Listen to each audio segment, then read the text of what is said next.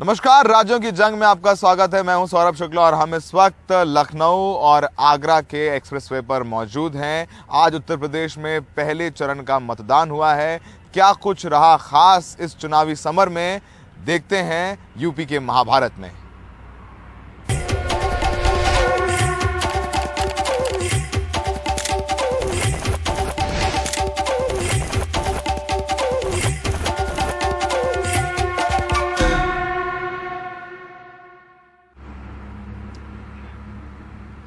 UP के महाभारत की शुरुआत हो चुकी है। आज पहले चरण का मतदान था, जहां पर 58 सीटों पर मतदान हुआ और शाम 5 बजे तक जो चुनाव आयोग ने आंकड़े जारी किए हैं उसके मुताबिक 58% वोटिंग हुई है, जो कि 2017 की तुलना में लगभग 4% कम है।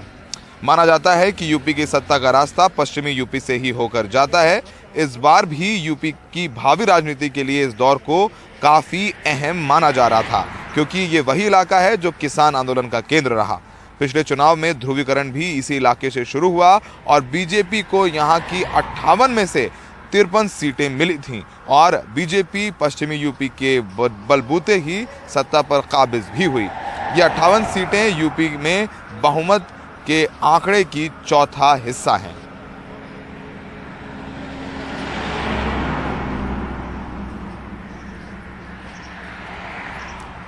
उत्तर प्रदेश में पहले चरण में जहां मतदान हो रहा है, वहां पर तमाम शिकायतें भी सामने आई।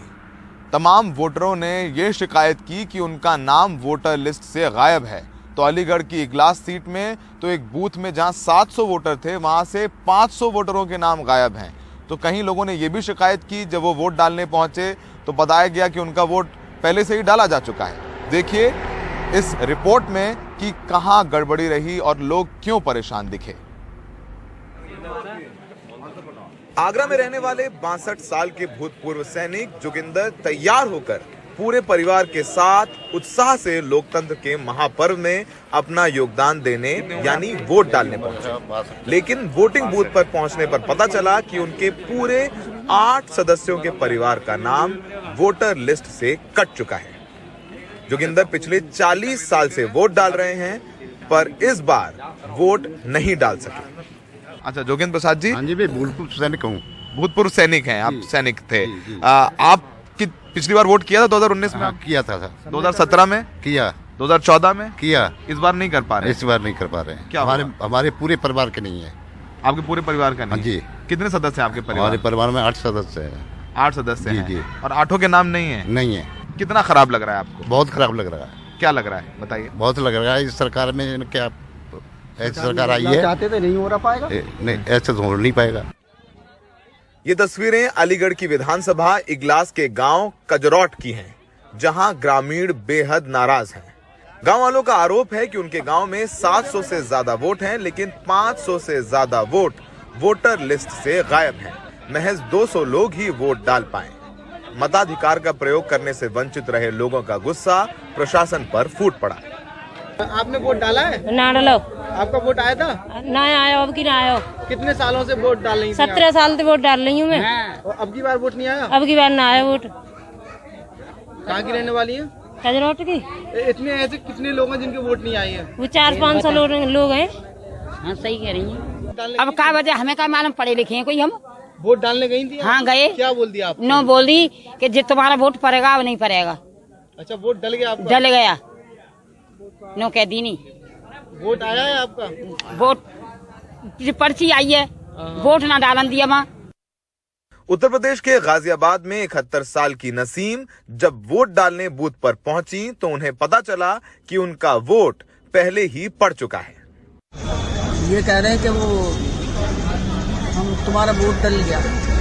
पोस्टल बैलेट से आपने वोट डाला था क्या? नहीं। क्या बोल रहे हैं अंदर? अब ये कह रहे थे पोस्टल बैलेट से आपका वोट डल गया।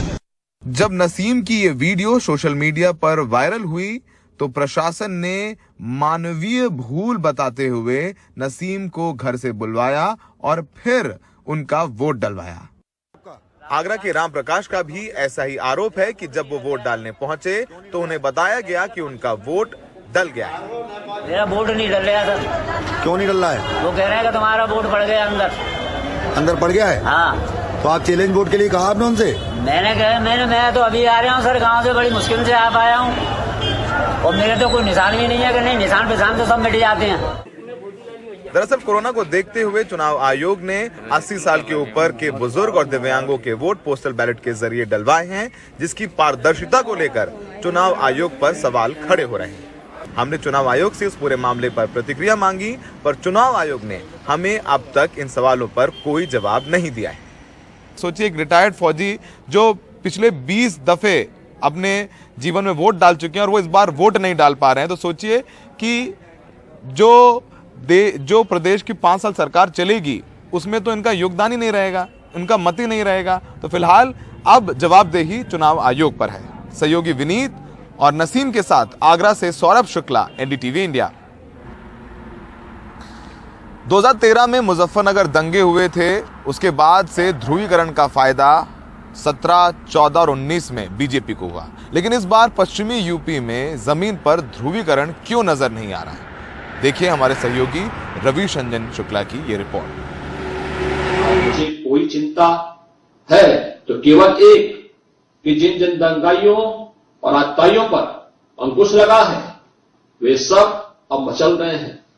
आतंकी बार बार धमका रहे हैं कि जरा सरकार आने दीजिए, सावधान रहिए, आप चूके तो 5 साल की मेहनत पर पानी फिर जाएगा।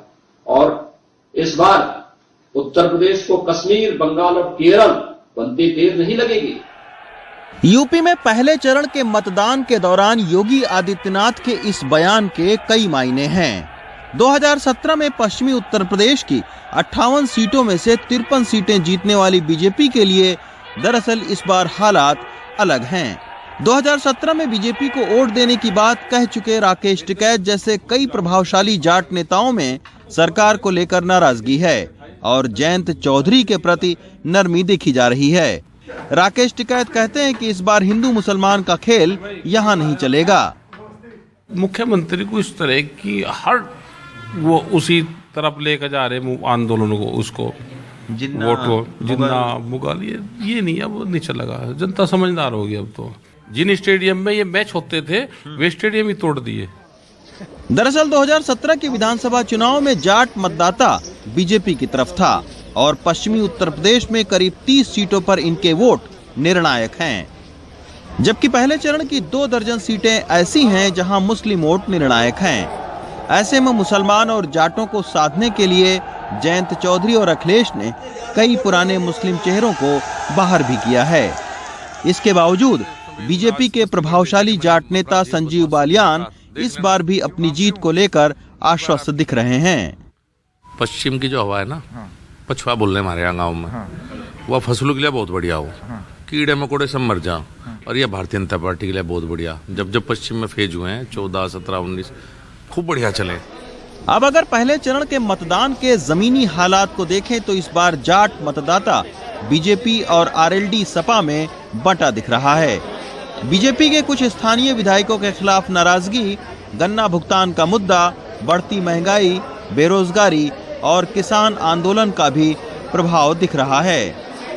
कभी आसान दिखा रहे कि हमने गन्ने का भुगतान कर दिया। जो जाट और मुसलमान के गठबंधन की बात करें, वो साथ आएंगे 100%। अच्छा, 100% साथ हैं जो है, मुसलमान आगे हैं और जाट पीछे हैं। तो हर मुद्दा महंगाई का है। अच्छा, सर महंगाई बहुत बड़ा मुद्दा है, इससे बहुत ज्यादा है। तेल 200 रुपए किलो, कोई तू है 80 रुपए किलो तेल, तो 200 रुपए किलो। महंगाई सबसे बड़ा मुद्दा है। यही वजह है कि पश्चिमी उत्तर प्रदेश के इस पहले चरण में बीजेपी के संगीत सोम, सुरेश राणा, कपिल देव अग्रवाल, मृगांका सिंह जैसे तमाम नेताओं की सीट पर कड़ा मुकाबला देखने को मिल रहा है। इसका असर बाकी चरणों के मतदान पर भी पड़ने की संभावना है।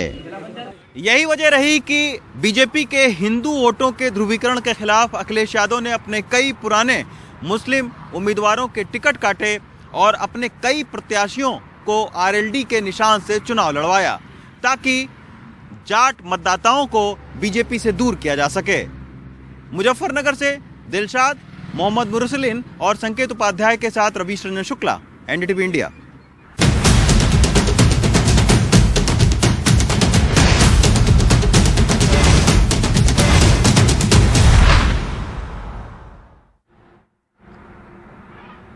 ब्रेक के बाद राज्यों के जंग में आपका स्वागत है। शिरोमणि अकाली दल पंजाब में सत्ता वापसी की पूरी कोशिश कर रहा है। क्या है शिरोमणि अकाली दल की रणनीति? उसके अध्यक्ष सुखबीर सिंह बादल से बात की हमारे सहयोगी शरद शर्मा ने। वाहिगुरु जी का खालसा, वाहिगुरु जी की फतेह। जय श्री राम, जय भीम, जय भारत। 25 साल में पहली बार बीजेपी की जगह बीएसपी के साथ गठबंधन करके चुनाव लड़ रही शिरोमणि अकाली दल। पंजाब हिमाचल बॉर्डर पर दुनेरा में सुजानपुर विधानसभा क्षेत्र में जनसभा को संबोधित करते शिरोमणि अकाली दल अध्यक्ष सुखबीर बादल चुनाव लड़ रही सभी मुख्य पार्टियों में सिर्फ अपनी पार्टी को ही पंजाब का बताते हैं।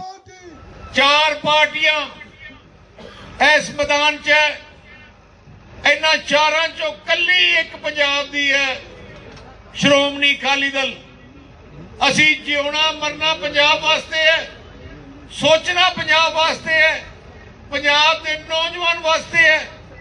ते दूजियां पार्टियां भावें कांग्रेस है, भावें आम आदमी पार्टी है, भावें बीजेपी है, इन्हां नूं दिल्लियों हुक्म आउंदे है। वो जेड़े हुक्म वो फैसला करते की करना है, इन्हां दे मंत्री इन्हां दे लीडर फैसला नहीं कर सकते। बादल साहब ने शुरू की चुनावी जनसभा में ही वो अपने उम्मीदवार को मंत्री बनाने और उसका विभाग देने की घोषणा भी करते हैं ताकि जनता उनके उम्मीदवार को वोट दे। राजकुमार गुप्ता जी बहुत मेहनती है, मैं तुहानू इन्ना बेनती करदा, मैं पूरे पंजाब च होके आया। श्रोमणी अकाली दल का तूफान बीएसपी की सरकार का आने वाली तूफान चल रहा है। तुसी राजकुमार गुप्ता जी नूं एमएलए बना दिओ, थोड़े हल्के दे मंत्री बनावांगे असीं उन्हां नूं ते मैं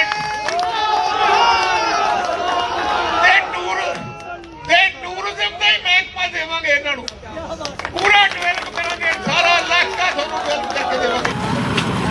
एनडीटीवी से खास बातचीत में सुखबीर बादल ने शिरोमणि अकाली दल की सरकार बनने का दावा किया और खास तौर से कांग्रेस की सीटों पर भविष्यवाणी भी की। क्लीन स्वीप अकाली दल की है और Congress and Aam Aadmi has been wiped out. People Congress के साथ अब बहुत ही नफरत पंजाब की जनता करती है, मुझे लगता है 10 सीटें नहीं आनी। एंड वैसे ही आम आदमी पार्टी है। 2017 में शिरोमणि अकाली दल के चुनाव हारने की बड़ी वजह बेअदबी मामले को माना गया, लेकिन सुखबीर बादल का मानना है कि वो सब राजनीति से प्रेरित था और अब वो मुद्दा नहीं है। सुखबीर बादल ये बता रहे हैं कि उन्होंने सत्ता में रहते हुए क्या किया और सत्ता में फिर से आने पर वो क्या करेंगे। ये बहुत नॉर्मल बात है, लेकिन जो दिलचस्प बात है वो ये है कि सुखबीर बादल जनता से कह रहे हैं कि आप मेरे उम्मीदवार को वोट दो और मैं इसको मंत्री बनाऊंगा। यही नहीं, वो चुनावी जनसभा में पोर्टफोलियो भी तय कर रहे हैं। ये मैंने अपनी लाइफ में पहली बार देखा है। सुजानपुर विधानसभा क्षेत्र से अपने सहयोगी कैमरा पर्सन अश्विनी मेहरा के साथ मैं शरद शर्मा, एनडीटीवी इंडिया।